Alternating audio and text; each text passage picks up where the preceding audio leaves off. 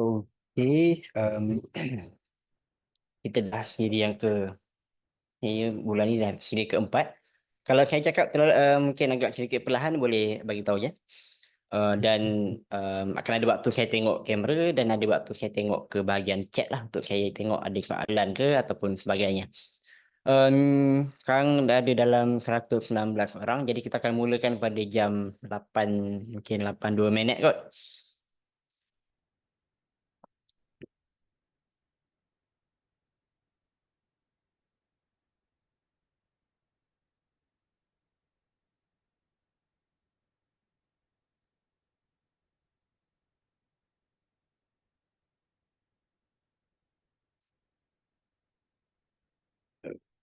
Okay.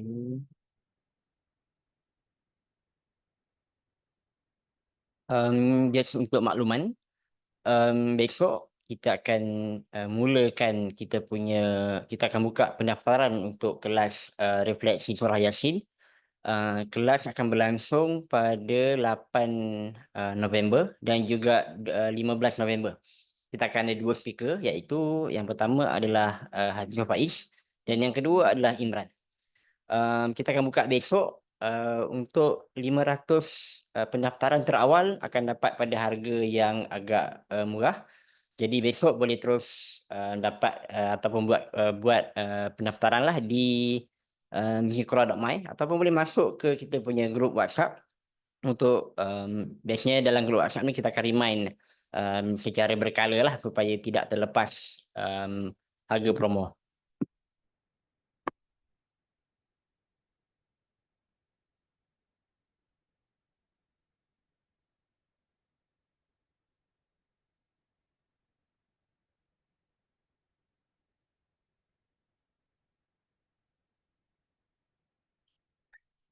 Pendaftaran untuk besok akan dibuka pada jam 8 malam. 25 Oktober 8 malam. So 8 malam tu dah boleh mula mendaftar. Untuk 500 yang pertama kita akan ada harga yang agak murah. Ya, kelas akan berjalan secara online. Kelas yang berdurasi hingga 6 jam. Kita akan ada 2 session. 3 jam yang pertama untuk sesi pertama 8 November. 3 jam yang kedua pada sesi yang kedua pada 15 November. Okay, sekarang ni dah pukul 8. Alright, Alhamdulillah. Mungkin kita boleh mulakan. Sebelum tu saya perkenalkan nama saya. Saya Syakir Azhari. So, walaupun program kita yang pada malam ini kita namakan sebagai Kuliah Maghrib. Okay, jadi sebenarnya untuk di Zikra, Kuliah Maghrib ini kita agak pelbagai variasi. Okay, memang kita ada ustaz yang bagi kuliah yang akan bercakap dari sudut pandang agama dan saya biasanya saya akan bercakap dari sudut pandang psikologi lah secara fokus saya punya fokus tajuk saya. Jadi pada bulan ini kita masih lagi dalam tema keakuran dan saya akan bercakap tentang topik trauma dari sudut pandang psikologi dan apa hubung kait antara menjadi aku dengan mengalami trauma. Okay, so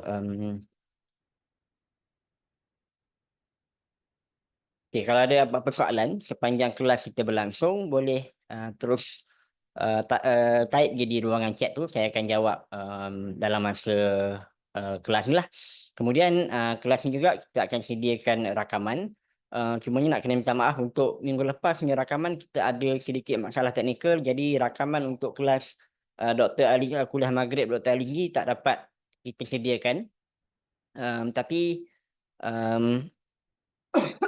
okay. Kat mana boleh tengok semula rakaman kuliah ni. Dalam grup kita memang kita ada bagi satu link di mana dalam tu ada semua link rakaman-rakaman. Okay, so tu kita punya boleh tengok link yang dia ada kat ruangan chat tu. So boleh tekan link tu akan ada semua rakaman-rakaman siri kuliah maghrib kita daripada awal. Baik, jadi mungkin kita boleh mula. Kalau ada soalan boleh tanya je. Okay, so kita akan bercakap pada malam ini tentang trauma. So kita melihat dulu kepada definisi trauma itu sendiri. Okay, kalau sebenarnya secara mudah untuk kita faham lah.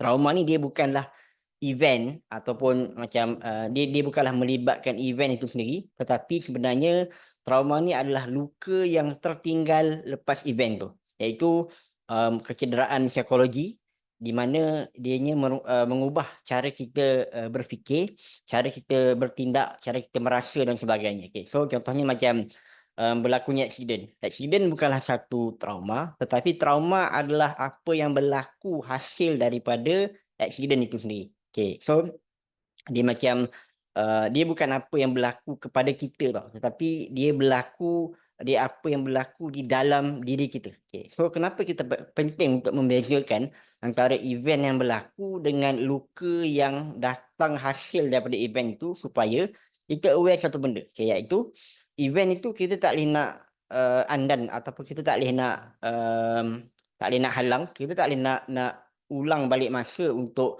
menghalang peristiwa itu daripada berlaku, tetapi emotional wound, okay, yang terjadi oleh event itu kita boleh ubat balik, kita boleh heal. Okay, so sebab tu walaupun kita ada unhealed trauma yang sudah pun makan tahun yang kita ada, yang kita simpan, yang kita rasa, so sebenarnya ianya masih lagi boleh kita ubati, masih lagi boleh kita sembuhkan diri kita daripada trauma itu sendiri. Sebab yang trauma ni bukanlah tentang event yang berlaku, tetapi hasil ataupun kecederaan psikologi yang berlaku hasil daripada event itu. Okay, so ada orang kata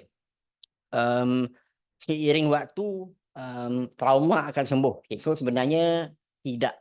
Okay, so waktu itu dia tidak akan menyembuhkan trauma kita, dia akan tetap ada di situ. Okay, cumanya mungkin makin lama kita dia cuma orang kata apa, less available to immediate memory. Maksudnya dia tak tahu datang. Okay, tapi dia ada di situ. Okay, sebab itu orang yang ada unresolved trauma ni, sama ada dalam perhubungan ke ataupun daripada peristiwa masa lampau, apabila dia kena ataupun dia jumpa, dia panggil, dalam bahasa Melayu kita panggil pemicu, dalam bahasa Inggerisnya kita panggil trigger. Okay, dia punya triggering factor dia akan overreact walaupun benda tu dah pun berlaku belasan tahun yang lepas. Okay, so nak mudah faham, okay, trauma yang ada, yang kita tak atasi, yang kita tak selesaikan ini, dia macam luka fizikal yang masih lagi berdarah. So bila kita sentuh, bila kita pegang, dia akan terus melonjak, dia akan terus meloncat, dia akan terus jadi macam overreact dan sebagainya. Sebab trauma tu masih di situ. Walaupun dah lama, walaupun kita lupa, walaupun kita deny benda tu. Dan juga trauma ni dia boleh meninggalkan emotional scar. Kita jadi seorang yang rigid, kita jadi seorang yang tidak fleksibel. Contohnya macam, saya bagi contoh, kalau kita ada trauma dengan accident kereta, kan, kita jadi orang yang kita dah tak nak bawa kereta, kita rasa takut nak bawa kereta, kita jadi macam tidak terbuka untuk apa-apa yang melibatkan kereta. So itu ada emotional scar di situ. Okay, walaupun dah bertahun-tahun berlaku, tapi dia masih lagi ada dalam diri kita. So kalau kita tak atasi benda tu, itu yang walaupun sudah makan puluhan tahun, dia akan masih lagi memberi kesan kepada kita. Ada satu soalan, trauma ni kita boleh self diagnose. Dia bukanlah macam ni. Trauma ni dia bukanlah macam mental illness yang dia memerlukan specific assessment. Okay, dia ni memang ada certain isu ini, ada certain isu kita. Tapi trauma itu dia yang pertama, dia berbeza mengikut orang. Okay, contoh, ada dua orang yang berada dalam satu kemalangan yang sama, mungkin impact dia berbeza. Okay, sama ada dari segi dia punya resilience, dari segi dia punya social support dia, dari segi dia punya ketahanan dia dan sebagainya. Okay. So kita akan perasan dia memberi impact kepada kita kalau kita yang rasa macam benda tu memberi efek kepada kita. So tetapi ada juga trauma yang kita tak tahu. Maksudnya kita kena masa kita kecil. So waktu kita kecil, kita mungkin tak ingat peristiwa itu, tetapi badan kita masih lagi ingat benda tu. So waktu tu pula kita punya otak tidak mampu nak memproses apa yang berlaku. So, sebab tu orang yang misalnya dia kena abuse waktu dia masih lagi kecil, dia rasa macam dia tak rasa itu satu abuse, tetapi dia develop certain behavior. Sorry sekejap Okay, dia develop certain behavior. Misalnya dia macam dia jadi tertutup dengan orang, dia jadi macam dia tak nak dia tak nak membuka diri dia dan sebagainya. Okay, so itu adalah impact yang berlaku. Okay, kita kena ingat. Okay, kita bukannya kita nak self diagnose trauma itu, adakah kita nak check kita ada ke tidak. Tetapi kalau perkara itu memberi impact kepada kita, maksudnya kita impacted lah dengan certain event itu. Dia tidak tunggu macam untuk doktor kata awak ada masalah trauma ni, untuk kita treat benda tu, okay, tetapi as long as any event, any horrible event yang memberikan kesan kepada kita secara fisiologi ataupun secara psikologi, okay, maksudnya kita sedang mengalami trauma. Okay.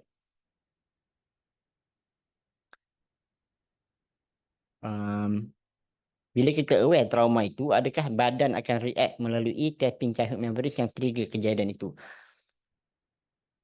Dia boleh jadi, okay, dia ada satu terms dalam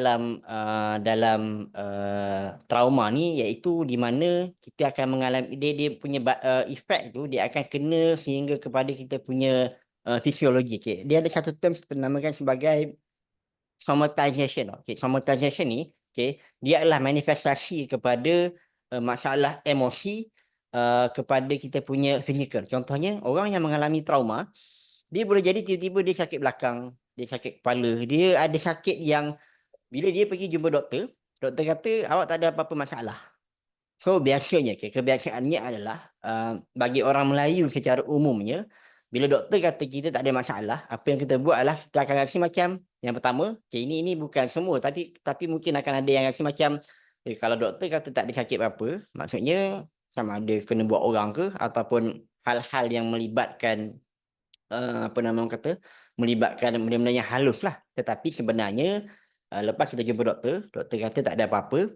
Sebelum kita jumpa kepada pusat-pusat rawatan alternatif, kita boleh jumpa kaunselor dulu kat tengah tu. So maksudnya berkemungkinan, berkemungkinan kita ada unresolved trauma yang kita tak perasan, yang kita tak sedar yang kita ada benda tu, sebab ada sebahagian keadaan, dalam sebilangan waktu kita normalize certain event. Contohnya macam dia kena abuse waktu dia kecil. Okay, so orang akan seolah-olah alah mak ayah pukul sebab sayang. Okay, tapi dia tidak membezakan pukul yang sayang dengan pukul yang abuse. Satu.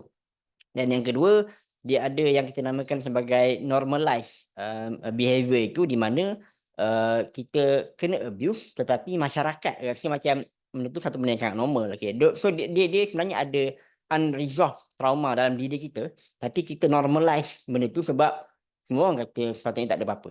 So itu pun boleh berlaku dalam part traumatization tu lah. Okay, so kalau kita cut off orang yang bagi trigger tu, satu keputusan yang okey. Baik, ini satu respon yang kita buat, iaitu avoidance. Okay, avoidance ni sebenarnya dia satu benda yang elok, okey, contohnya, tetapi dia tidak selamanya akan menyelesaikan masalah kita. Okay, sebab, okey, contoh bila kita ada certain orang yang trigger kita punya trauma, kita pun lari daripada benda tu. Okay, so sebenarnya kita cuma lari daripada orang yang trigger kita punya trauma. Tetapi kita tidak pun menyelesaikan trauma itu secara penuh. Secara, maknanya tak settle lah. Kita cuma lari, kita cuma deny. Ini yang banyak antara kita buat. Bila kita ada specific event yang buatkan kita rasa tak selesa, yang sampai to the extent yang kita jadi trauma, kita repress, kita suppress benda tu. So nanti kita akan cakap tentang healing. Macam mana kita nak healing ataupun apa konsep healing yang sebenarnya.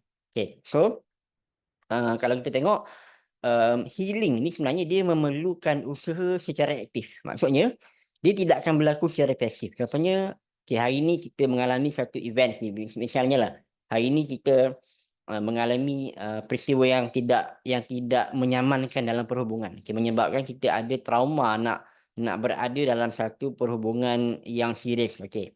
So 5 tahun akan datang, kalau kita tak buat apa-apa tentang apa yang berlaku pada hari ini, dia tidak bermakna kita akan lupa apa yang berlaku. Okay. Contohnya macam kita to the extent yang, contoh saya ada kenal someone ni, dia ada suka dekat seseorang lah. Okay, so dia menahan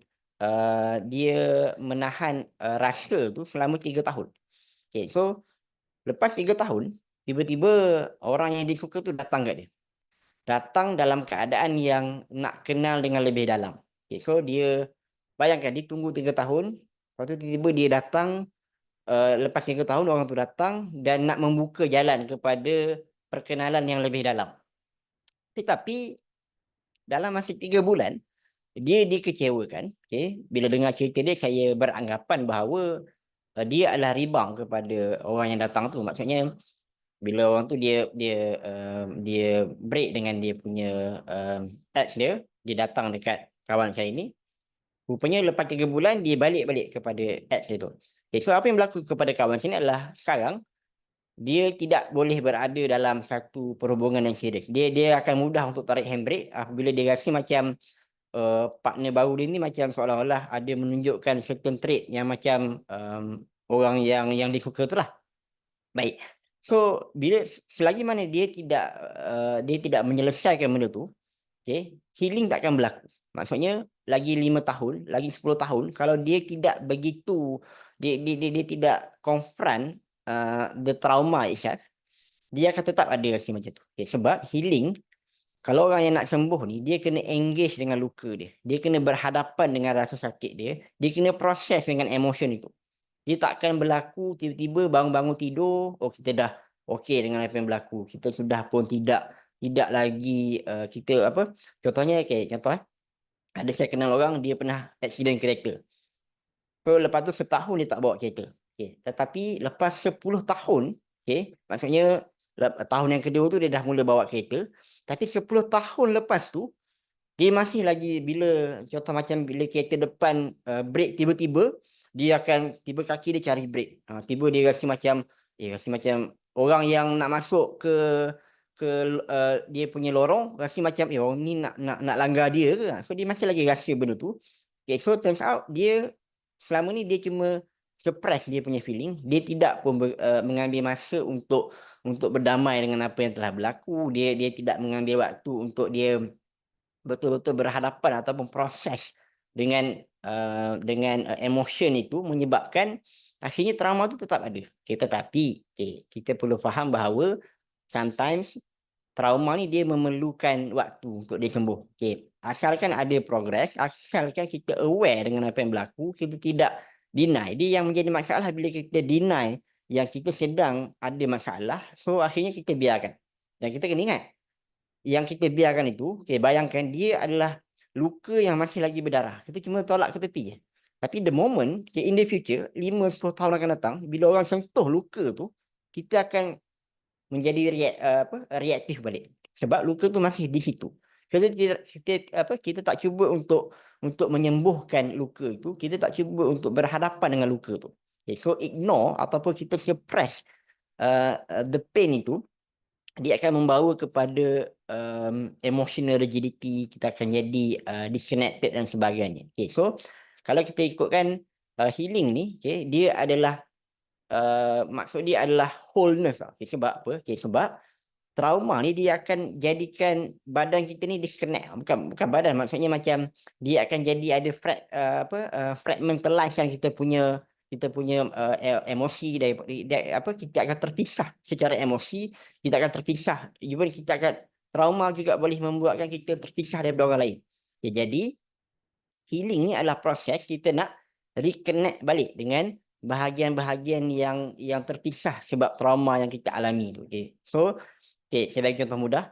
Trauma ni dia akan memisahkan diri kita dengan diri kita yang lama sebelum kejadian itu berlaku. Sebab kita nak protect diri kita daripada kesakitan itu. Contohnya kita timeline kita bermula lepas tu tiba-tiba kita mengalami satu peristiwa yang menyebabkan kita tak nak jumpa orang.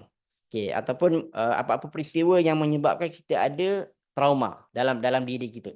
So dia akan memisahkan diri kita yang baru lepas tu dengan diri kita yang sebelum akan terpisah. So kita dah tak boleh nak jadi macam yang sebelum ni. So healing sebenarnya nak menjadikan kita boleh connect balik dengan kita punya old self.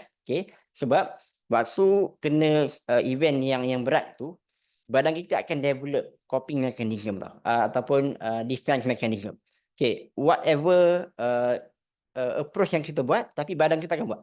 Okay, sebab kita secara naturalnya, okay, kita secara alaminya kita akan lari daripada sakit. So bila kita akan cuba nak mengelakkan benda tu, okay, so bila kita elak daripada event itu sebenarnya, so sampai bila-bila lah kita akan disconnected dengan kita punya old self tu. Sampailah kita betul-betul berani untuk confront the traumatic experience tu. Okay. Contoh, secara contoh mudah kan. Orang yang dia punya defense mechanism dia adalah dia sentiasa nak mencari approval orang.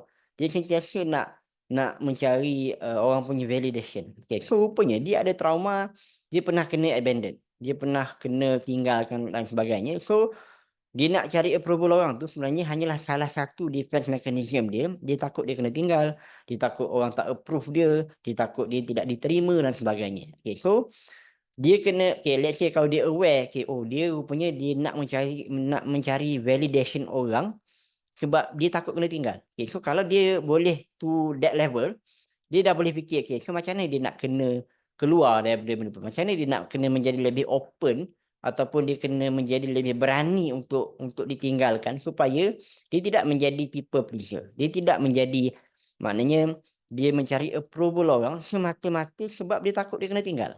Dan juga sebab dia tidak berjaya untuk mengatasi unhealed wound itu ataupun luka lama itu menyebabkan hidup dia akan jadi payah lepas tu.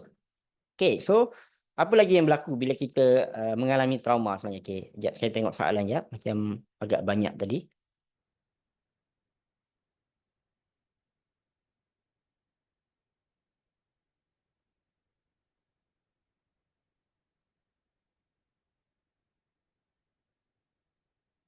Okay, saya ada student yang tak mahu berkomunikasi dengan student yang lain. Apabila diselidiki, student ini ada trauma akibat masalah dalaman keluarga dia. Menyebabkan dia seolah-olah tidak percaya dan tidak mahu bercerita masalah walau dengan guru. Macam mana ya kita nak tackle untuk membantu student ni? Okay. So ini adalah contoh satu traumatic experience dalam keluarga dia menyebabkan dia hilang rasa percaya kepada orang lain. Dia rasa macam contohnya dia bercerita kat orang tapi orang tu cerita masalah tu kepada orang lain. So dia akan rasa macam in the future lah, dia akan rasa macam kalau aku cerita masalah aku kat orang, nanti semua orang akan tahu. Jadi dia tak lagi percaya kat siapa-siapa. Dan yang nasib baiknya adalah yang bertanya ni dia menyelidik terlebih dahulu. Okay, sebab kita sometimes kita tengok simptom dia adalah oh dia tak nak bercerita kat orang. Okay, so kalau kita buat early judgement, kita akan rasa macam dia ni jenis yang sombong lah, dia ni jenis yang tak reti nak minta tolong lah, dia ni jenis yang tak nak ataupun boleh kita katakan sebagai bodoh sombong dan sebagainya. Tetapi rupanya kenapa dia tak nak minta tolong? Kenapa dia lebih rela berdiam diri daripada meminta bantuan? Sebab rupanya dia ada traumatic experience yang menyebabkan dia tidak percaya kat orang. Okay, so itu adalah satu tindakan yang sangat betul lah. Okay, so macam mana nak tackle benda ni? Saya cadangkan mungkin boleh mendapatkan bantuan kaunselor. Kerana kaunselor adalah orang yang terlatih untuk mengeluarkan ataupun untuk membawa kanak-kanak tersebut supaya dia punya luka lama tu boleh dikeluarkan balik dan diproses secara betul. Okay, so counselling sama ada cikgu, sama ada kaunselor ke ataupun sama ada kaunselor daripada luar pun tak ada masalah. Tetapi saya cadangkan untuk bawa jumpa pihak yang berwajib lah. Okay. Kenapa? Kerana kalau kita bawa jumpa kaunselor, okay, kaunselor ni dia terikat dengan akta kerahsiaan. Maksudnya apa yang dibincangkan dalam bilik itu tak boleh disebarkan keluar. Okay, walaupun tiba-tiba guru besar datang, tadi cakap apa, macam mana budak tu? Sepatutnya so kaunselor tu tak boleh nak bercerita dengan lebih dalam apa yang berlaku unless benda-benda yang tidak melibatkan certain privacy. Okay, so dan guru besar ataupun orang lain, penolong kanan ke dan sebagainya tidak boleh nak push untuk tahu apa yang berlaku. Okay, so sebab tu ada masalah. Saya pernah ada kawan saya, dia kata dia pernah jumpa kaunselor, bercerita dengan kaunselor. Saya tengok minggu depan tu satu sekolah tahu. Sebenarnya kaunselor tu tidak berlaku, tidak ada integriti lah. Okay. So kaunselor yang sebenar dia sangat kena menjaga akta kerahsiaan tu, dan dan saya rasa itu adalah cara yang paling tepat lah untuk membantu budak tu. Dan lagi-lagi budak tu pun ada masalah trust issue, dia tak boleh nak percaya kat orang. Okay. So akta kerahsiaan tu akan menjaga dia punya privacy. Okay. Jadi mungkin cikgu boleh hantar kepada kaunselor yang berdaftar. Adakah ignore itu dikira deny? Dia tergantung. Adakah ignore itu sebab kita nak ignore certain peristiwa yang menyakitkan untuk mengambil waktu untuk kita proses balik, untuk kita bertenang balik. Kemudian bila kita dah tenang, bila kita dah lebih rasional, barulah kita boleh menyelesaikan dengan lebih baik. Tapi kalau ignore, untuk kita deny, untuk kita lari, untuk kita tak nak fikir pasal benda tu, dia akan datang balik eventually. Okay, di hujung, mungkin hari ni kita boleh deny, tak ada masalah. Tapi kita takkan boleh deny untuk 30 tahun. Dan benda tu akan keep on menghantui kita, akan berterusan mengganggu hidup kita lah. Baik. Conclusion.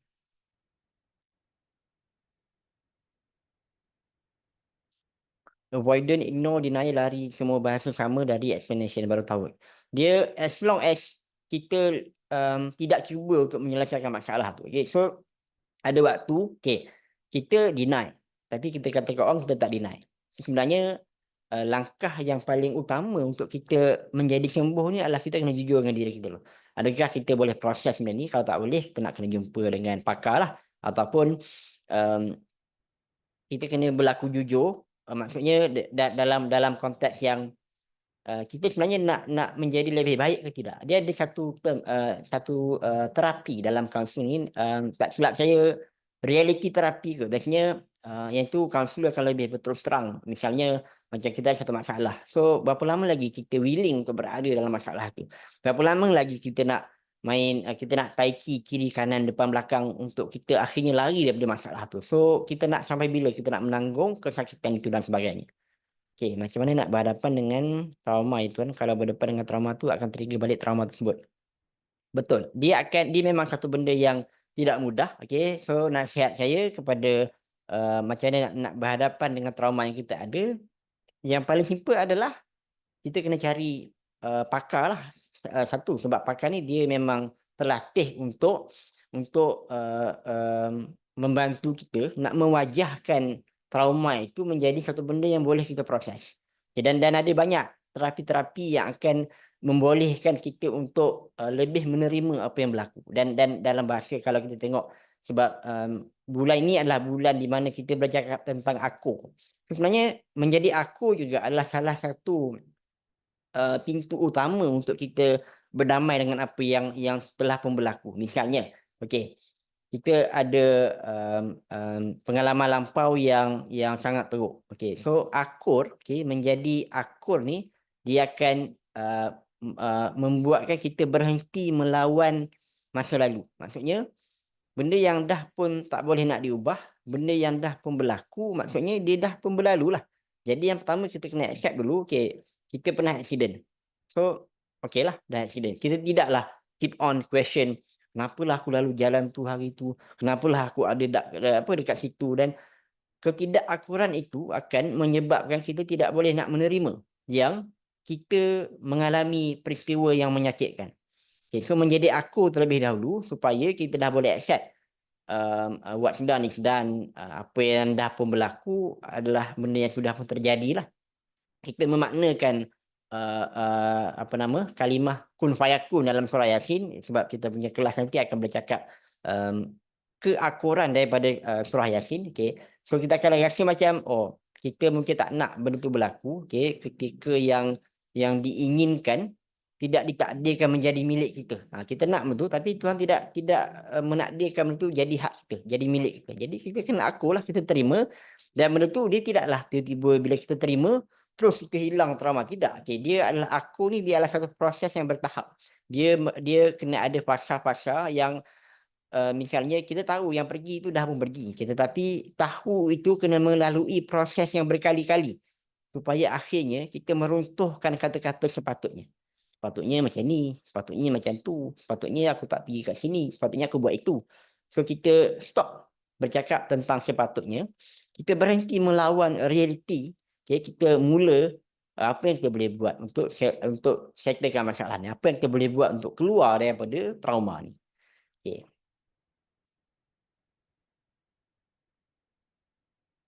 Bila fikir tentang have to face perkara yang trigger trauma tu, saya teringat Nabi Musa yang kena face Firaun selepas maghrib ke Madian. Okay, so Nabi Musa juga masa sebelum dia nak pergi jumpa Firaun tu, dia sangat takut. Dia sangat takut sebab dia bukan sekadar jumpa Firaun, tetapi dia jumpa dengan orang yang membesarkan dia. Okay. Even kita sendiri, pihak yang paling kita payah nak tegur adalah ibu bapa, kan, mak ayah. Mungkin ada benda yang misalnya yang paling simple lah, isu kesihatan. Mak ayah ada kencing manis misalnya. Saya bagi contoh lah. Kita tahu yang minuman manis itu tidak bagus untuk orang yang ada kencing manis. Tapi what if kalau mak ayah itu suka minum manis? Okay, kita mungkin boleh tegur, tetapi at one point kita tak mampu. Kita tak mampu untuk menjadi lebih tegas. Even masa saya ke klinik kan, saya jumpa doktor. Doktor pun, even doktor ada masalah yang sama. Dia kata, mak dia pun ada kencing manis dan dia pun tak boleh nak buat apa. Walaupun dia adalah doktor. Tapi mak dia makan ini, makan itu, dia tak boleh buat apa. So, itu juga apa yang berlaku kepada Nabi Musa yang adalah dia terpaksa lari daripada tempat dia dikejar dan sebagainya. Dia nak balik tu, nak jumpa, dia mengalami banyak benda-benda yang dia punya trauma masa lalu dia, dan dia pun sangat payah untuk dia face benda tu. So sama juga macam kita. Dia bukanlah untuk kita bercakap memang sangat mudah. Okay, kita kenalah face kita punya trauma, kita kenalah proses maklumat itu, kita kenalah kita kena berani untuk confront kita punya trauma. Tetapi bercakap tu mudah. Untuk kita berada di situ, kita akan mengalami banyak hyper arousal.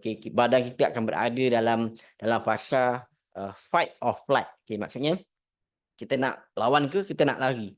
Badan kita akan jadi stres, hormon kortisol akan naik. So kita akan jadi mengah, jantung jadi laju dan sebagainya sebab kita nak menghadapi ketakutan. Saya bagi contoh mudah lah. Orang yang takut ular, untuk nak mengurangkan rasa takut ular tu, dia sama ada dia kena tengok yang fasa pertama lah, dia kena tengok gambar ular, ataupun dia kena pegang benda-benda yang berbentuk seperti ular, dia kena pegang ular plastik, kemudian barulah hujung sekali barulah dia pegang ular yang sebenar. Untuk kita yang tak takut ular, kita akan rasa macam pegang je lah ular tu, apa benda lah, ular je, ular tu dah kenyang, dia takkan buat apa-apa. Tapi orang yang takut ular, kena pegang ular, itu satu benda yang sangat berat. So untuk kita nak jadi lebih adil adalah, cuba kita tengok kita punya ketakutan, cuba kita tengok kita punya apa yang paling kita takut, cuba kita pergi nak hilangkan ketakutan. Mudah ke tidak? Dia sangat payah. So sebab tu ada orang yang dia mengambil masa yang sangat panjang untuk dia sembuh daripada trauma dia. Ada orang yang dia mengambil masa sekejap. Dia tergantung sebab kita punya kognitif kita panggil cognitive capacity. Maksudnya keupayaan otak untuk memproses maklumat tu. Ada orang yang cepat je, hari ni accident, masuk hospital, lagi 2 bulan bawa kereta macam biasa. Ada orang 2 tahun tak bawa kereta lagi. So sebab dia punya cara dia nak proses, dia punya ketahanan badan dia punya sokongan sosial dia itu sangat main peranan. Tetapi masing-masing akan ada dia punya pace dia. So kita tak boleh nak judge orang sebab kita tak takut benda yang dia takut. Jadi kita rasa macam dia ni mengada-ngada. Salah. So sebab tu even kalau bercakap tentang addiction sekalipun, saya suka bagi contoh yang macam mungkin kita rasa orang yang addicted dengan rokok, dia macam benda tu kan bahaya. Kenapa tak berhenti je? Tak sayang nyawa ke? Tapi bagaimana kalau kita addicted dengan gula? Gula pun sebenarnya sama bahaya je dengan rokok. Even penyakit yang boleh disebabkan oleh rokok pun boleh disebabkan disebabkan oleh gula. Tapi kenapa kita rasa macam gula lain, tak minum sehari badan shaking. Jadi apa yang buatkan kita rasa orang yang tak isap rokok sehari badan dia tak shaking? Jadi kalau kita faham konsep itu, kita akan jadi lebih rahmah kepada orang yang ada trauma. Kita kita tak adalah rasa macam orang yang ada trauma ni, orang yang ada takut kepada sesuatu ni macam mengada-ngada. Ada orang yang dia pernah melihat, okey, trauma ni bukannya sekadar benda yang berlaku kat kita, dia ada secondary ataupun, secondary trauma ataupun dalam bahasa Melayunya adalah trauma sekunder. Mungkin dia boleh jadi dia dengar masalah orang, dia dengar pengalaman orang dan dia pun jadi trauma. Ataupun dia ada, trauma yang datang secara sosial tau, bukan sosial maksudnya, secara kelompok. Misalnya, dekat tempat yang berperang, tiba tempat tu kena bom. Okey, so katakanlah semua orang kat situ berpindah ke tempat lain. Dan tiba-tiba dia dengar kat tempat lain tu ada buat sambutan Hari Merdeka misalnya. Okey, so tiba ada bunga api, boom. So diorang ni yang boleh jadi ada trauma yang sama sebab dia rasa macam, ini macam dia mula datang balik feeling macam kena bom kat tempat lama dia. So itu pun boleh berlaku juga. Okey, mungkin kita pernah melihat. Okey, saya pernah jumpa someone ni, dia pernah melihat depan mata dia, masa tu berlakunya gempa bumi yang sangat besar di Turki. Ada satu rumah apartmen depan mata dia runtuh. Daripada tinggi jadi rata. So sampai sekarang dia tak nak duduk rumah apartmen. Dia akan cari rumah landed walaupun mahal ke dia tak kisah sebab dia pernah melihat. So mungkin orang yang rasa yang tak pernah mengalami benda tu, dia akan rasa macam, "Alah kau ni ngada-ngada lah tak nak duduk rumah apartmen. Kau ni ngada-ngada banyak pula alasan kau." Okay, dan dia jadi masalah pula bila orang yang ada trauma tu, dia tidak jujur dengan apa yang berlaku. Dia cuma deny, tak aku tak nak duduk rumah apartmen sebab susah lah nak turun nak pergi ambil Grab, susah lah nak turun nak pergi ambil, nak apa, takut tertinggal barang dalam kereta. Dia tak cakap yang aku takut nak duduk rumah yang ada apartmen sebab aku pernah nampak rumah apartmen yang runtuh sebab gempa bumi. So kalau dia pertama dia jujur dengan apa yang berlaku, dia tak deny, tapi dia mengambil waktulah untuk sembuh. Dan orang yang kedua, kita yang melihat, orang yang mengalami hal-hal sedemikian, kita tidak mudah nak judge orang, "Kau ni lembik lah, kau ni lemah lah," dan sebagainya. So penting untuk kita aware yang setiap dari kita ada luka-luka lama, setiap dari kita ada trauma yang belum sembuh, setiap dari kita ada upbringing yang berbeza. Mungkin kita takut benda yang tak sama, tapi ketakutan itu valid. Okey, so, soalan, boleh sembuh ke luka ini? Boleh, sebab trauma dia bukan tentang event. Trauma dia tentang apa yang berlaku dalam diri kita lepas event itu. Jadi event dia tak boleh nak patah balik. Dia tak boleh nak kita dah ketuk paku ke dinding, kita keluarkan paku, dinding tak berlubang. Okey, tetapi, trauma ni dia tentang apa yang berlaku lepas itu. Jadi dia masih lagi boleh disembuhkan. Solution dia macam mana? Solution kepada apa ya? Macam mana kita nak tahu kaunselor itu berjaya buat kita proses trauma itu dengan sebaiknya? Okey. So macam mana kita nak tahu kaunselor itu berjaya buat kita proses dengan trauma? Okey, so sebenarnya untuk kita jumpa kaunselor ni, dia macam kita jumpa doktor lah. Okey, dia tidak semestinya kali pertama jumpa terus selesai. Sebab kalau jumpa kaunselor yang one to one, paling-paling pun session dia dalam 45 minit. So dalam 45 minit itu biasanya lah, sesi yang pertama kita tidak, kaunselor tu tidak terus jam kepada apa konflik yang berlaku. Tetapi dia akan bermula dengan nak membina kepercayaan, nak melihat situasi, nak melihat, apa yang sedang berlaku supaya dia mendapat gambaran, apa yang sebenar-benarnya berlaku.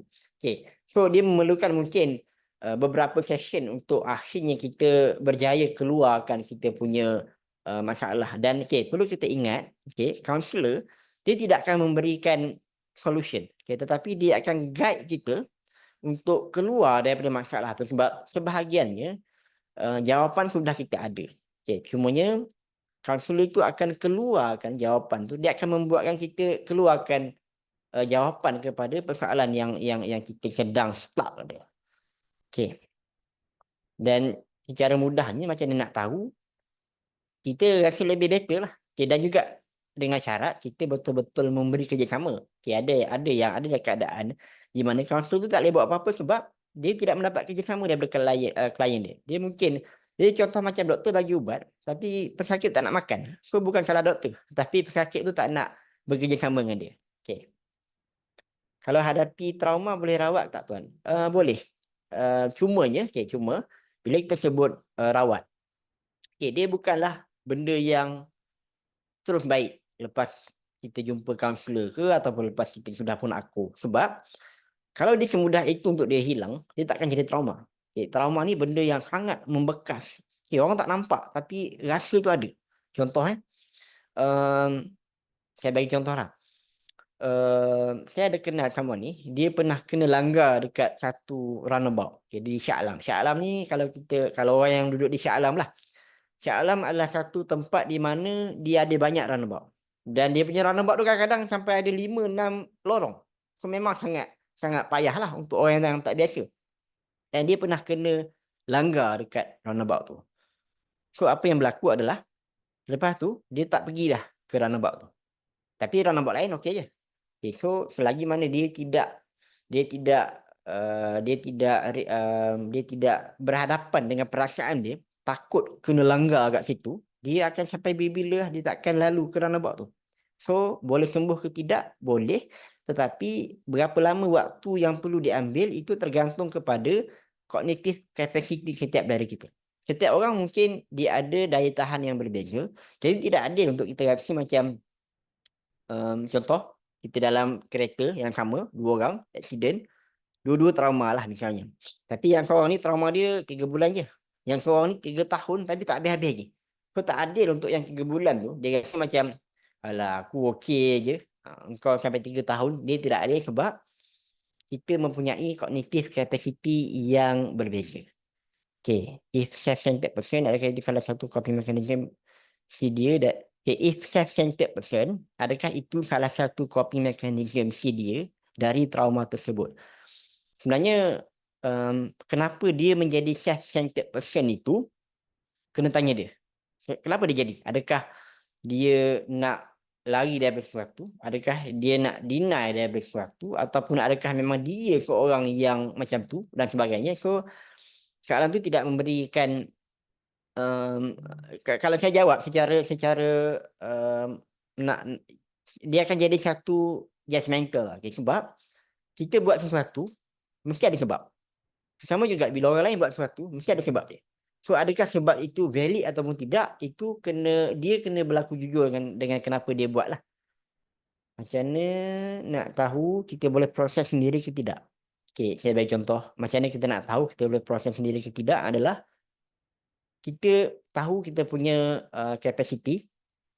Kalau dia contoh macam kita makan pedas lah. Kita tahu sepedas mana yang kita boleh pergi. Mungkin orang lain, contoh kalau macam dulu masa kat UIA, kalau nak makan ayam gepuk ke ayam geprek ke, dia ada level. Dia ada level 1 sampai level 10. Ada orang yang makan level 10 tapi tak minum air, tak ada hal. Ada orang yang makan level 1 tapi air mata ni mengalir-ngalir. So kita sendiri tahu kita boleh ke tidak, kita punya level cili tu level mana, kita je yang tahu kita boleh proses ke tidak. So macam mana nak tahu? Kita kena jujurlah dengan diri kita. Kita dah tak mampu ni, kita nak kena mendapatkan bantuan orang. Kita masih lagi mampu, kita masih lagi boleh regulate emotion dan sebagainya. Macam mana nak detect diri sendiri sebenarnya ada masalah trauma dari sebuah peristiwa yang teruk? Biasanya orang yang mengalami trauma ni dia akan ada intrusive thought, iaitu dia dibebani dengan flashback, ataupun benda yang kita sebut ulang-ulang. Maksudnya even contoh, kenapa saya bagi contoh accident? Sebab dia mudah. So contoh kita ada trauma dengan accident tapi kita tak tahu kita ada. Cuba tengok movie yang ada accident ke, yang ada kereta meletup ke. Kalau kita macam jadi ada tindakan fisiologi badan kita buat, kita jadi heartbeat laju ke, kita jadi macam terkejut ke. Ada kawan saya dia tengok cerita lumba kereta, cerita Need for Speed tak silap saya. Tapi dia menjerit masa kereta tu tercampak macam dia tengok cerita hantu. So mungkin boleh jadi dia ada trauma dengan accident. Tapi bila dia tengok cerita hantu, dia tak menjerit pula. Satu wayang menjerit, dia relax aje. So maksudnya dia tak ada masalah lah dengan dia. Maksudnya dia bukan orang yang terkejut dengan benda yang tiba-tiba. Tapi bila kereta tu meletup dalam panggung wayang relax, dia boleh menjerit. Maksudnya dia ada sesuatu yang mungkin mengganggu lah. So kita sendiri yang boleh detect Kalau kita ada macam, kenapa kita ada rasa takut kepada suatu benda? Kenapa kita ada rasa macam tak selesa dengan sesuatu keadaan dan sebagainya? So kita kena menjadi lebih jujur dengan diri kita balik. Kita kena bercakap dengan diri kita apa yang sebenarnya yang berlaku sebelum kita boleh fikirkan apa yang kita nak kena buat. Okay.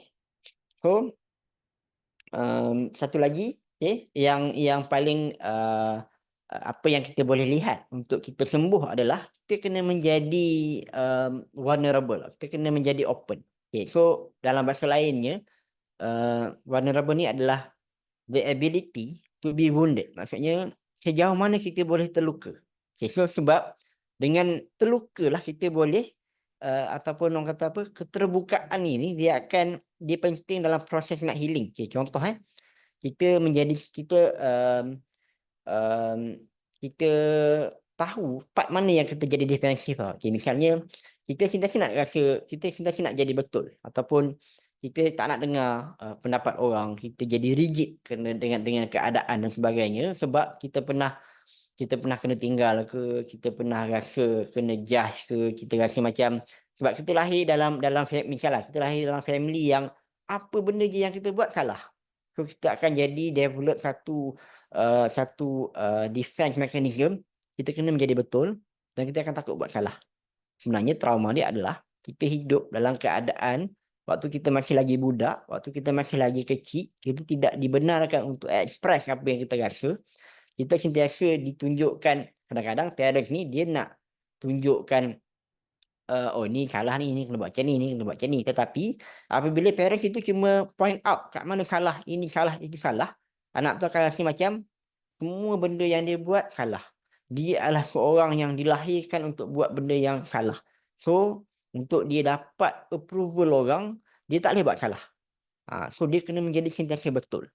Okay, so menjadi vulnerable, dia open kepada aku boleh buat salah.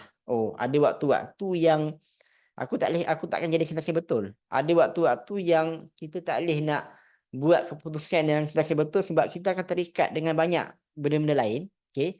Menjadi open kepada that statement akan menyebabkan kita akhirnya boleh menjadi tenang apabila kita tak dapat apa yang kita nak buat. Apabila apa yang kita buat kita gagal. Sebab kita aware yang kita jadi macam ni sebab dulu kita tak berani nak buat salah kat rumah. Sebab mesti kena point out. Mesti kena judge. Mesti kena marah dan sebagainya. So itu penting juga sebenarnya menjadi seorang ibu bapa yang kita praise the effort anak-anak. Maksudnya dia bahaya juga kalau kita sekadar puji cantik lah, hebat lah. Okay, apa yang bahaya ni sebab dia akan melihat kepada result semata-mata. Jadi, untuk dapatkan approval, untuk dapatkan attention daripada parents, kita kena jadi yang the best lah. Kita kena jadi nombor satu. Kita kena jadi yang tercantik, yang terhebat. Tetapi, parents lupa nak praise the effort. Mungkin akan ada dalam hidup kita dah buat yang terbaik dah. Tapi, result dia tak dapat. Kita tak dapat apa yang kita nak. So, sebab kita diajar oleh parents, kita yang dipuji adalah effort. So kita melihat at least kita dah buat yang terbaik lah. Gagal belakang kira. Dapat pun maknanya rezeki. Tak dapat tak apa. Tapi kita cuba yang terbaik. So itu juga bahaya. Maksudnya kalau kita tahu yang kita jadi lebih open kepada menjadi vulnerable, kita boleh dikritik, kita boleh di-attack, dia akan menjadikan kita lebih mampu untuk healing, kita lebih mampu untuk tumbuh, kita punya emotionally juga lebih dapat bertumbuh dengan lebih baik. Sebab kita open kepada any kritikan ke, kita open kepada any orang nak point out salah ke dan sebagainya. Sebab kita aware yang kalau bila dia point out salah, dia tidak point out kita, tapi dia point out salah yang kita buat. So sebab tu sometimes bila ada orang yang dikata kat kita, ada orang yang terjejas dan dia rasa orang tu kata kat dia secara personal. Sedangkan mungkin sama ada dia kata kepada kesilapan kita, ataupun sebenarnya dia sedang ada masalah. So kita tak perlu nak ambil pusing pun sebenarnya. Okay, so kita kena recognize kita punya defense mechanism yang kita buat, dan barulah kita boleh move forward. Saya tengok ada soalan yang agak banyak. Jadi mungkin saya tak sempat nak jawab habis, tetapi kita akan tengok mungkin kalau tak habis saya akan buat video lah kot untuk menjawab satu persatu. Boleh tengok di kita punya social media, okay, ataupun di TikTok ataupun di Instagram.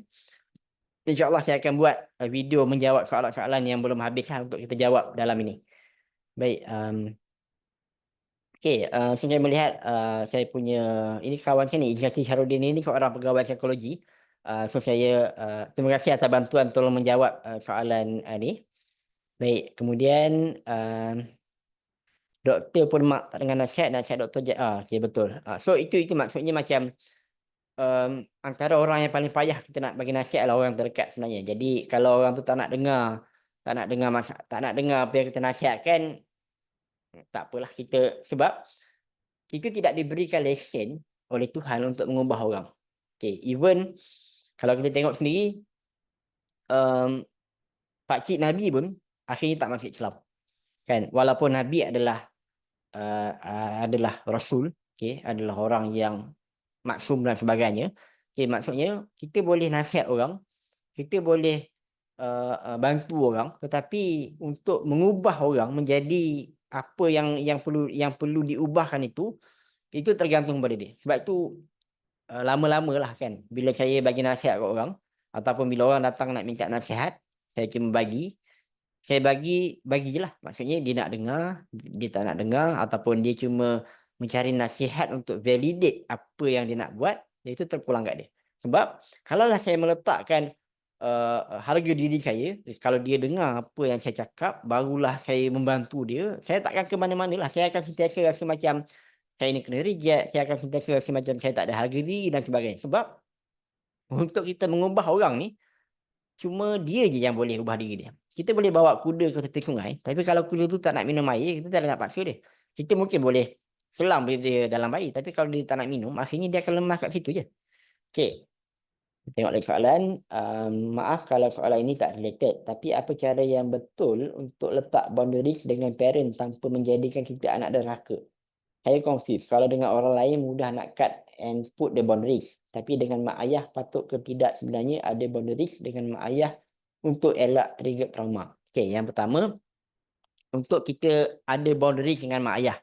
Boleh. Dia ada boleh buat bacaan lanjut tentang the art of distance dan juga the art of space, iaitu seni nak membina ruang dan juga seni nak membina jarak distance dengan space lah. Okay, so boleh baca yang itulah dengan lebih lanjut. Yang kedua adalah soalan yang sama, nak elak trigger trauma, maksudnya ada trauma yang masih lagi belum heal. So itu adalah satu wake up call untuk mungkin dia boleh perlahan-lahan melihat kepada trauma tu sama ada dia boleh selesaikan ke ataupun dan sebagainya. Okay, tetapi soalan yang kalau nak boleh ke nak mencipta ruang, boleh dan perlu ada sebenarnya. Okay, kita perlu ada ruang yang selamat, okay, dan juga kita perlu ada jarak yang selamat. Kita perlu berhadapan dengan trauma untuk sembuh. Being diagnosed with MDD, I've been going through a lot sehingga hidup jadi tunggal langgang dan mengganggu kehidupan seharian. Saya sudah berdamai, being too kind. Saya dapati tak selesaikan trauma tersebut. Jadi, I guess turn the table and make that person life miserable tu adalah salah satu cara terbaik untuk menghadapi trauma saya. Itu terpulang sama ada kita nak membalas dendam kepada orang yang menyusahkan hidup kita, itu sebenarnya bagi saya lah adalah pilihan masing-masing. Okay, so sebenarnya untuk kita memaafkan orang, untuk kita berdamai dengan apa yang berlaku, kita sebenarnya memberi ruang kepada diri kita untuk move forward ke depan. Okay, tetapi saya perlu tegaskan kat sini, ada orang dia makan masa untuk dia sembuh daripada trauma. Itu tidak mengapa. Okay, ada orang yang dia mengalami dia dikhianati misalnya, okay, tetapi dan kita tak perlu pun dalam setiap waktu, dalam setiap keadaan yang menyakitkan, dia tidak ataupun tak perlu pun untuk kita terus nak mencari dia punya silver lining ke, dia punya hikmah ke, ataupun kita nak terus memaafkan, kita tidak perlu pun. Okay, maksudnya, okay, misalnya apa yang berlaku hari ini, kita dikhianati oleh orang yang sangat kita percaya. Biasanya pengkhianatan ni jarang datang daripada orang yang kita tak jangka. Ataupun orang yang kita jangka, maksudnya bukanlah musuh kita. Tapi pengkhianatan ni dia mesti datang daripada orang yang sangat dekat dengan kita. Jadi efek dia sangatlah berat sebenarnya. Okay. So mungkin lepas 5 tahun, lepas 10 tahun, kita teringat kepada apa yang berlaku dan kita masih marah. Itu tidak mengapa sebenarnya. Okay. Kita tidak itu maksudnya kita tak regress apa yang kita rasa. Okay. Regress ni adalah tak boleh nak marah-marah dia ni sebab tak elok marah-marah ni, tak elok membiarkan diri dalam kemarahan yang panjang ni. Itu sebenarnya kita regress kita punya perasaan. Kita deny kita punya hak untuk kita rasa marah pada orang. Okay.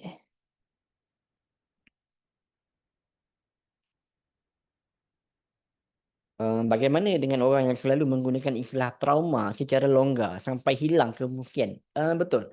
Dia sama juga dengan term depression. Okay. So depression ni dia sebenarnya kenapa dia adalah satu disorder? Sebab dia mengganggu kefungsian hidup dia. Orang yang ada depression ni dia sangat-sangat nak keluar daripada fasa itu. Tapi kita sangat mudah. Kita tak mampu nak membezakan antara depression ataupun depressed dengan stress. Okay. So kita barulah rasa macam benda yang tidak terlalu besar. Kita cuma stress je, kita rasa macam tertekan, kita rasa tak nyaman. Kita terus guna, aku depressed lah. Aku rasa macam kena depression lah. Jadi sebenarnya kita tak, yang pertama kita tidak memahami makna depression itu sendiri. Dan juga yang kedua kita sekadar menungganglah perkataan depression itu sendiri. So kalau orang yang menggunakan istilah trauma secara longgar, okay, saya mengambil sebab soalannya menunjukkan bahawa istilah trauma secara longgar. Jadi saya menganggap orang yang bertanya sudah pun membuat due diligence, sudah pun check yang okay, memang dia ni menggunakan trauma secara longgar. Bukannya kita punya assumption lah. Okay, so kalau macam tu just boleh biarkan dia dengan hidup dia lah sebenarnya. Dengan syarat memang trauma itu digunakan secara longgar. Maksudnya bukanlah kita yang tidak berlaku rahmah kepada dia, kita yang tidak menerima yang dia ada certain trauma yang berlaku. Okay, itu syarat dia. Okay, what is the best way untuk kita bantu orang terdekat dengan kita dalam menguruskan trauma? What kind of moral support that we can give? Yang pertama, moral support ialah kita jangan judge. Okay, kita validate dia punya perasaan ataupun kita validate dia punya struggle. Dan yang kedua, mungkin ada certain waktu yang kita tak perlu bagi nasihat secara verbal pun. Okay, sebab ada banyak kemalangan kata-kata berlaku sewaktu kita memberi nasihat secara verbal. Sebagai contoh, kita ada orang yang sedang kematian ibu bapa misalnya. Kita jumpa dia. Kita kata, sabarlah. Setiap yang hidup pasti akan merasai mati. Kan? Tuhan sayang dia. Itu adalah antara ayat-ayat ataupun benda-benda yang tak perlu kita sebut. Okay. Diam adalah lebih baik pada waktu itu. Okay. So sebab itu, tidak semestinya kita perlu bercakap untuk kita membantu orang. Okay. Bagi non-judgmental statement ataupun kita bagi non-judgmental respon itu adalah lebih baik. Okay. So kalau tak boleh juga, kita kena refer dia kepada pakar lah. Okay.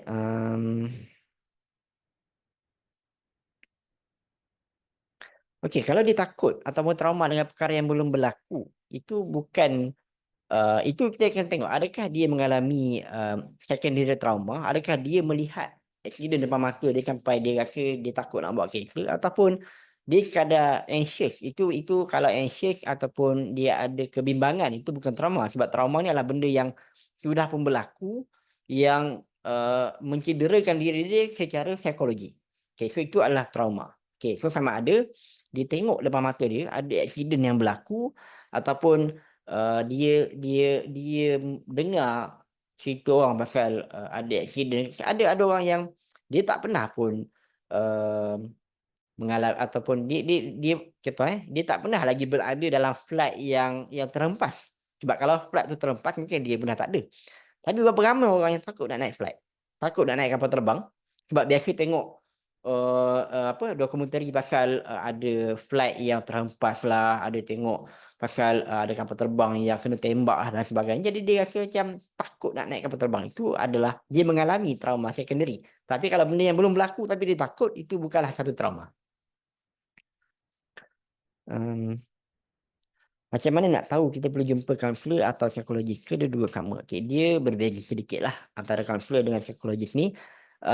Kalau psikologis yang bukan dari bidang medical doctor, clinical psychologist. Okay, so dia sebenarnya antara kaunselor dengan psikologis dengan psikiatris, dia ada perbezaan dari segi apa yang dia boleh buat dan apa kepakaran masing-masing lah.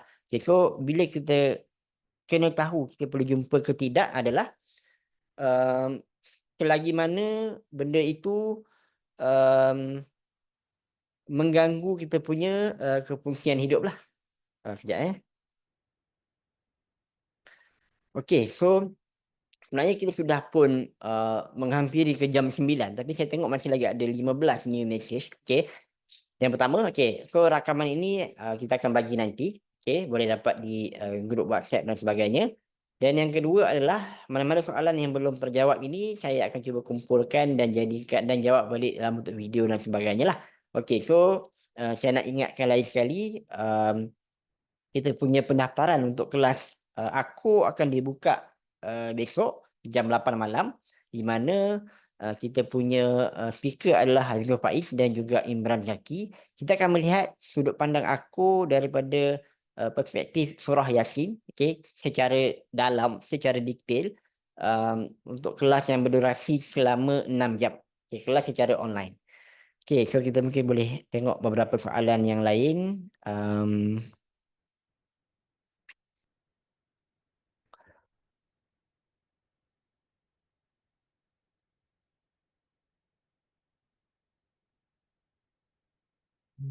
Macam mana nak tambah baik mental capacity tersebut? Okay, mungkin cognitive capacity ke? Okay. So, macam mana kita nak menambahkan kita punya cognitive capacity ni, dia kena buat bukanlah latihan, tetapi kita kena lebih banyak menerima. Yang paling penting adalah kita kena sihat. Okay. Bila kita sihat, otak kita akan lebih cergas, otak kita akan lebih cerdas, kita akan lebih mampu nak menerima lebih banyak info dan sebagainya. Dan yang kedua, kita kena ada waktu untuk kita bersendiri, untuk kita tone down balik, untuk kita cool down balik, sebab condition sekarang ni kita mengalami overstimulation sebenarnya, di mana kita melihat, kita dapat terlalu banyak information, kita punya kehidupan pun siang dan malam macam tak ada beza, kita banyak bermain dengan gadget dan sebagainya, jadi otak kita jadi penat. Okay, so kita kena kurangkan kita punya hubungan dengan orang sekeliling, kita kena disconnected dengan dunia luar in order to be more connected. Okay, so kita kena ambil waktu bersendiri supaya kita lebih tenang, otak kita tidak terlalu ataupun tidak mengalami overstimulation yang terlalu berat lah. Okay. Okay. So, macam mana kita nak heal daripada trauma secara asasnya adalah kita kena ada effort yang berterusan untuk kita reconnect balik. Okay, kalau macam saya kata tadi, kalau kita jenis orang yang terlalu nak in control ke, ataupun kita tak nak tengok benda yang salah ke, kita kena duduk balik dan tengok apa sebenarnya yang berlaku. Okay, adakah kita macam ni sebab pernah ada apa-apa yang berlaku ke, ataupun kita kena belajar untuk lebih tenang, kita kena belajar untuk dunia ini tidak hanya berkisarkan tentang kita, ya, ataupun tidak semua waktu kita patut menjadi in control dalam semua perkara. Okay. So ataupun contohnya macam kalau kita ada traumatic experience dengan perhubungan misalnya. Okay. So kita kena faham yang orang yang menyakitkan kita itu, dia adalah individu. Bukannya dia adalah dia tidak mewakili pun jantina dia tu. Jadi boleh jadi orang yang kita akan jumpa nextnya adalah orang yang tak ada kaitan dengan orang tu, dengan orang yang pernah buat kat kita tu dan sebagainya. Jadi akan menjadikan kita rasa lebih selamat untuk kita memulakan satu perhubungan yang baru. Tetapi kita perlu kena faham bahawa effortnya itu berterusan. Maksudnya dia bukanlah kita buat hari ni terus jadi. Kita baru pergi jogging pergi jogging hari ni, terus esoknya bangun kita punya BMI dah okey, tidak. Tetapi dia adalah effort yang berterusan. Kita kena sentiasa mencuba, kita kena sentiasa berjuang. Okey, sebab at the end of the day, setiap dari kita ada struggle masing-masing, setiap dari kita ada perlawanan-perlawanan yang tersendiri. Jadi paling-paling kurang pun berlaku rahmahlah kepada diri sendiri. Okay, bagilah peluang kepada diri sendiri untuk hidup dengan tenang. Belajarlah untuk aku bahawa kita adalah manusia yang ada jiwa dan rasa. Kita mungkin kita boleh dikecewakan oleh sebahagian orang, tapi tidak bermakna semua orang nak mengecewakan kita. Kita kena aku bahawa dalam apa pun yang berlaku, okey, akan ada orang yang tak suka kat kita. Okay, kita kena akur bahawa, ada benda yang kita nak, tak semestinya kita akan dapat. Okey, kita kena akur bahawa kita ni hanyalah sebatas manusia yang boleh diuji dan kita tak boleh nak minta, ujian yang sebagaimana untuk ditimpakan kepada kita. Kan? Jadi dengan adanya, akur itu sebenarnya dia menjadikan kita lebih, sedar diri bahawa kita hanyalah hamba Tuhan.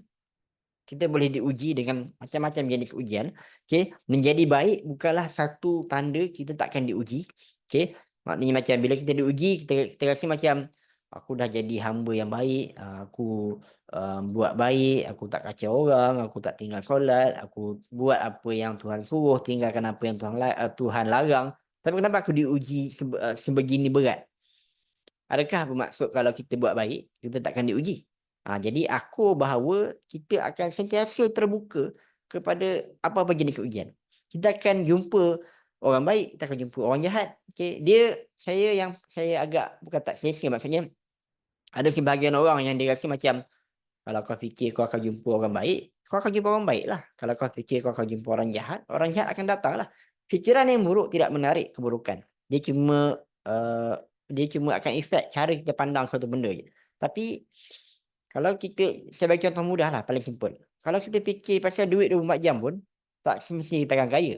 Kan? Sama juga kalau kita terfikir, nanti nak gempa bumi lah kat Malaysia ni, kita fikir, tak semestinya akan ada gempa bumi pun. Okey, jadi janganlah kita jadi rasa macam, aku dah fikir baik-baik je, tapi kenapa aku jumpa juga orang jahat? Okey, tidak sebegitu dunia ni berjalan, okey. Yang pertama, akulah bahawa kita ni hanyalah manusia yang tak ada apa pun. Okey, kemudian, sebenarnya mungkin saya tak cakap, tapi kalau kita hidup ataupun kita punya childhood itu tidak begitu, elok, maksudnya kita ada childhood yang teruk. Biasanya parents ni dia akan jadi overprotective kepada anak dia. Okay, sebab dia anxious, dia tak nak anak dia hidup macam dia. Okay, sebenarnya overprotective parents ini akan menjadikan anak dia lebih mudah untuk mengalami trauma. Okay, contoh, mak ayah yang terlalu protect anak dia. Dan kita tak boleh nak halang anak tu tiba-tiba mengalami insiden yang menyedihkan, binatang peliharaan mati ke, dia mengalami kehilangan orang ke. Tapi kalau dia tidak disediakan dengan hakikat bahawa hidup ni akan ada waktu-waktu yang kita akan mengalami hal-hal yang berat. Kita akan mengalami, emotional struggle. Okay, dia tidak disediakan untuk itu.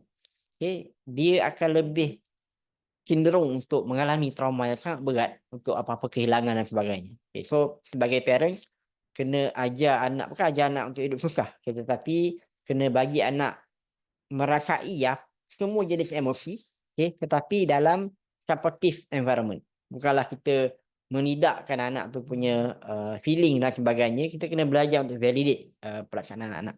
Okay, jadi saya rasa saya tidak mampu nak menjawab ke semua soalan, tapi nanti saya akan tengok balik, saya akan, explain balik, mmm, mungkin beberapa soalan yang boleh saya convert jadi video lah. Okey,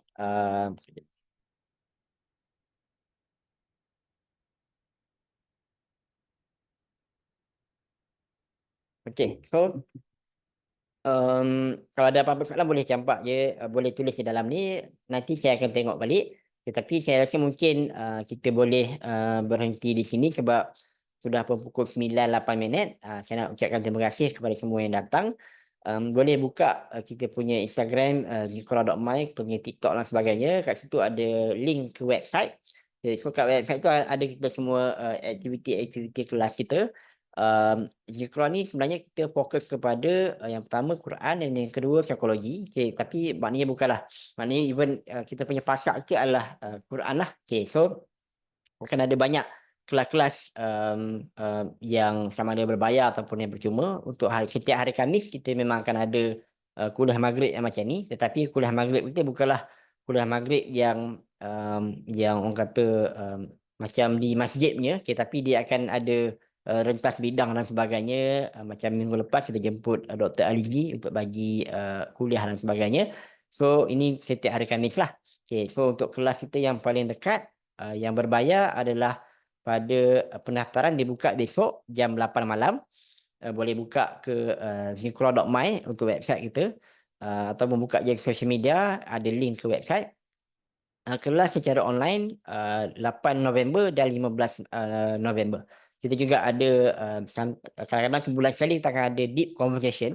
Itu lebih tertutup dalam 80 sitting je, okey, dan kita tak akan buka lebih sebab dia adalah satu program di mana kita akan uh, bidang yang lebih bukan maksudnya panel yang rentas bidang, okey, dan dia lebih tertutup. Okey, dan kita akan juga mula menjual balik kita punya rakaman-rakaman kelas yang lepas. Okey, boleh cek di kita punya website lah.